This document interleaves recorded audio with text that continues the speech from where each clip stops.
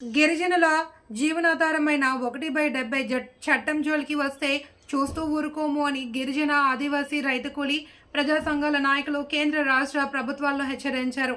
అంబేద్కర్ విగ్రహం వద్ద నిరసన ప్రదర్శన నిర్వహించారు. స్పీకర్ అయ్యన్న పాత్రుడు 1/70 చట్టాన్ని సవరించాలి చేసిన వ్యాఖ్యలకు నిరసనగా 11, 12 తేదీల్లో జరుగుతున్న రాష్ట్ర వ్యాప్త ఏజెన్సీ బంద్కు సంఘీభావంగా స్థానిక గోకవరం బస్టాండ్ అంబేద్కర్ బొమ్మ విగ్రహం వద్ద నిరసన ప్రదర్శన నిర్వహించారు.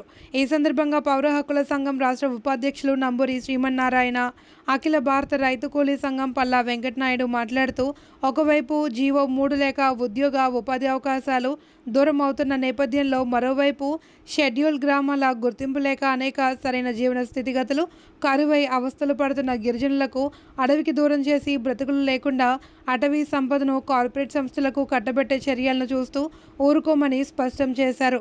ప్రగతిశీల మహిళా సంఘం రాష్ట్ర ఉపాధ్యక్షులు మల్లిక, పీడీఎస్యు రాష్ట్ర ఉపాధ్యక్షులు మహర్షి, గిరిజన ఆదివాసీ నాయకులు నూకరాజు, నాగన్న, అప్పారావు, నాగమణి, గౌరమ్మ మరియు గిరిజన ఆదివాసీలు పాల్గొన్నారు. అమలు చేయాలని చెప్పేసి ఈ సందర్భంగా డిమాండ్ చేస్తున్నాం. సగాల్ ఆపరేషన్ నిలుపుదల చేయకపోతే ఈ దేశంలో ఉన్నటువంటి ప్రజాస్వామికవాదులు పెద్ద ఎత్తున తిరగబడతారని చెప్పేసి కూడా కేంద్ర ప్రభుత్వానికి హెచ్చరిస్తున్నాం. కేంద్ర ప్రభుత్వం సగాల్ ఆపరేషన్ పేరుతో చేస్తున్న మారణ కాండ పైన సుప్రీంకోర్టు న్యాయమూర్తి చేత విచారణ జరిపించాలని చెప్పేసి డిమాండ్ చేస్తున్నాం.